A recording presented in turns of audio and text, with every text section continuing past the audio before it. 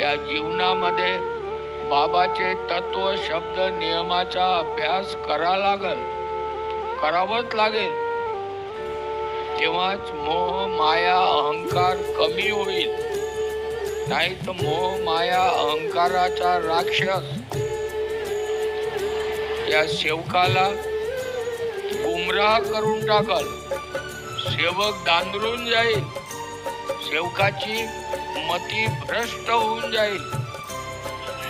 म्हणून प्रत्येक सेवकाने तत्व शब्द नियमाचा अभ्यास करायचा.